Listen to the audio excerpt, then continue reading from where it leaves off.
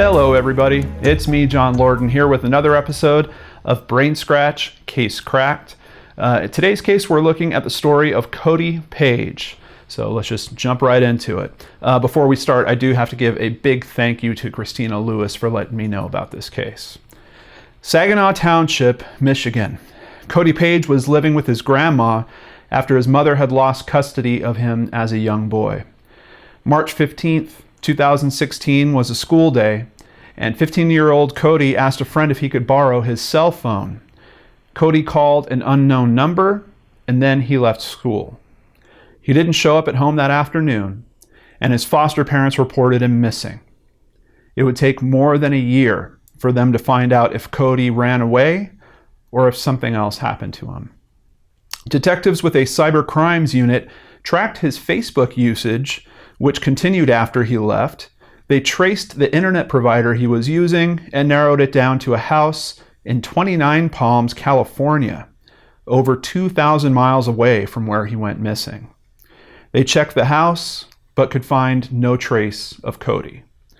On March 20th, 2017, the National Center for Missing and Exploited Children sent out an advisory stating that Cody may be in the area of 29 Palms or Indio, California. Local media picked up on the story, and Cody's face was soon on television and cell phone screens everywhere. March 22nd, 2017, an employee of a Motel 6 in Palm Springs, California, recognized Cody from the media coverage. He had checked into the hotel just the day before with an older man and a woman. When police arrived, they found Cody safe and unharmed, and he was not alone. His biological mother and her new husband, Cody's stepfather, were with him. The story is that he had contacted his biological mother, Callie Strait, via Facebook only a few months before he disappeared. Callie says there is no court order barring her from seeing her son. She also says he was enrolled in an online GED program and was living a healthy lifestyle, which included mountain biking. Apparently, Cody was having a tough time living with his grandmother, which is likely where he's going to return to. Cody was sent to a juvenile detention facility to be, quote, processed to go back to Michigan, according to Palm Springs Police Department Chief Brian Reyes. Cody's mother worries about him being in the system and what that will do to him, and she wishes that she could get custody of Cody, or at least get him emancipated so he can continue his path forward and live wherever he wants, but she can't afford the legal fees for a court battle. A missing persons case is cracked a year and 1 week after it starts. But is this really the outcome that everyone wants? This is a strange one for me, guys, because when I first looked at the article, I was like, oh, good. It'd be really good to do another story where it doesn't wind up with someone dying, where we actually have a little bit of a happy ending. Family gets reunited. But when I looked into the details and heard what his biological mother was saying about the situation, it just left me with a little question of, is this really the best thing for him, or was he trying to put himself into a better situation?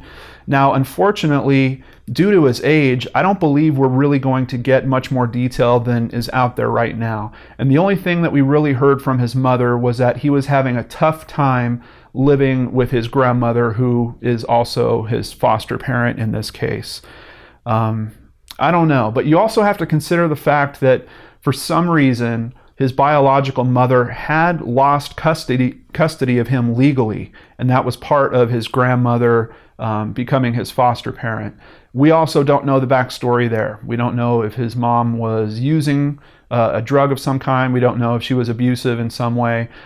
But on the flip side, we also don't know what his situation is currently. Is he facing some type of abusive situation at home, or is this simply 15-year-old angst? I think there's many of us that can associate with, especially if we have a good memory of being 15, of trying to rebel against our guardians or our parents, or not seeing eye to eye with them, wishing that we would run away.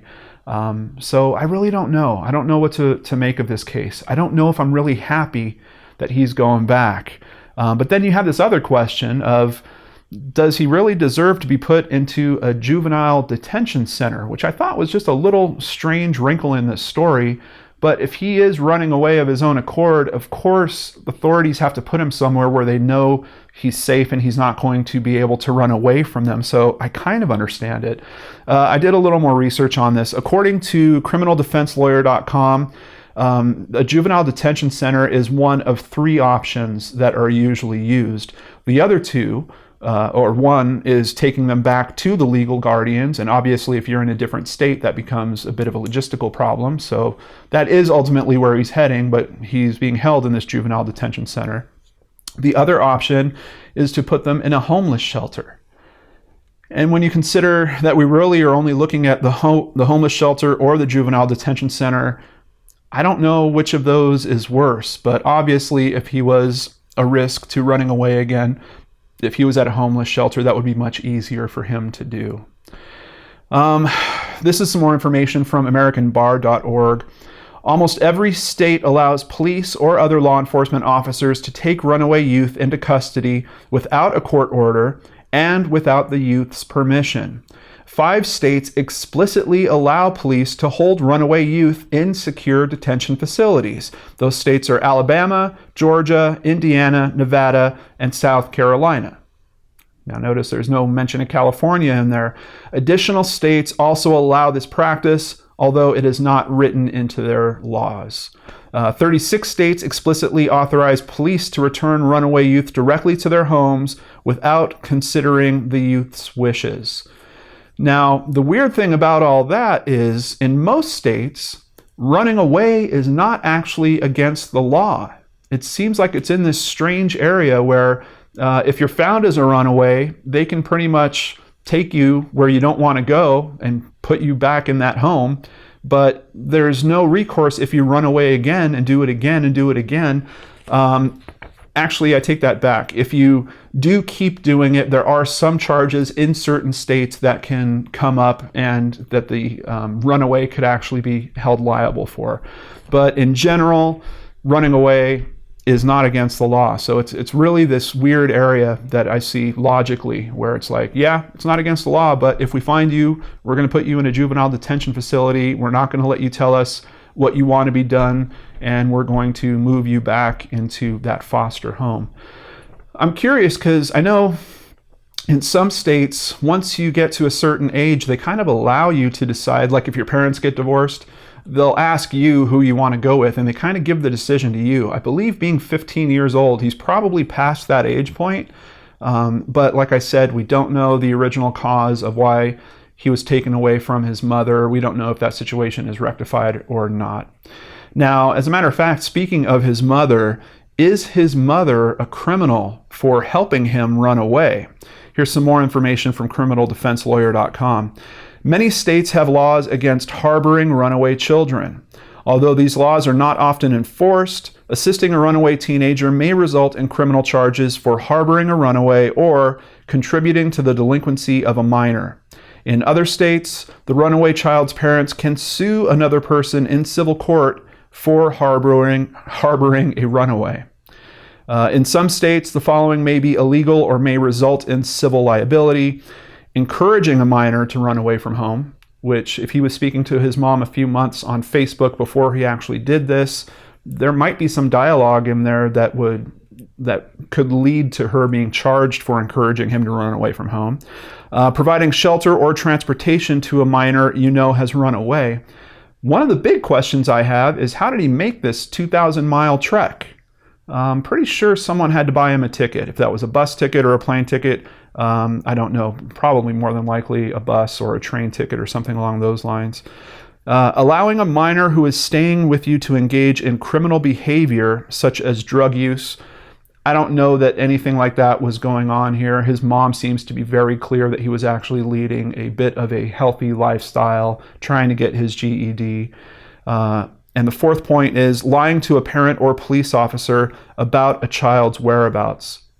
Now, we don't have a really good explanation for why they decided to go to this Motel 6. I have a feeling that just at looking at the time frame of what happened in this case, it seems like they hit the media on Monday. It probably spooked them. On Tuesday, they went to Palm Springs, checked into this hotel. Unfortunately, it seems like they just didn't go far enough from where they were living, or fortunately, depending on how you look at the case. I'm telling you guys, I'm really confused about what's best for this kid here. But know that media on this case is disappearing very quickly. I ran into numerous links that I tried to check out, and the information has already been removed. I think, once again, that's due to his age. He's a minor. He's now 16 years old. This is a kid that, maybe, it already sounds like he's had a rough start in life. And outside of that, now he has this thing where he ran away for a year. Should he be judged for that going into his future? Probably not. Particularly when it comes to him, trying to find a job or something like that. So I kind of understand why media is dying down on this. And the story kind of shifts when it's a news story when he's a missing person, and it's extremely newsworthy because it's very important to get his image out there so that people can help find him. But as soon as he's found, then the focus of it shifts, and now you're talking about a teenager, and he has rights to privacy, maybe more than we as adults do. So I really doubt that you're going to find much more info on this story, but I did just want to put out there that my heart goes out to this kid. If he is in a bad situation living with that grandparent, I hope that now that he's engaging with police in some way, he might be able to share the information of whatever's going on there. Perhaps they could help him deal with that situation. If he wants to move back with his mom, maybe there's something that can be done to help facilitate all that. Or, maybe they made a good point that he needs to be emancipated so he can go wherever he wants to go. I don't know. Not enough details for me to make a clear consensus or thought on what I think is the right thing here.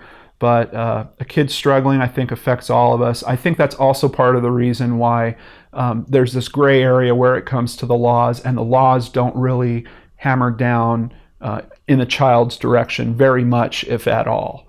It's really about the adults in the situation and if they're helping the child do something that could ultimately harm them in the future. So, interesting case cracked, guys. I'm telling you, I'm looking for ones that are a little more light. And of course, we get into this one, and ultimately I get to the end of it, and I'm just not sure. I don't know if this is the best thing for him or not, but thank you so much for spending some time with me here on the show. I appreciate each and every one of you out there. I hope you're having a great day, and I'll see you right back here on the Lord and Arch channel.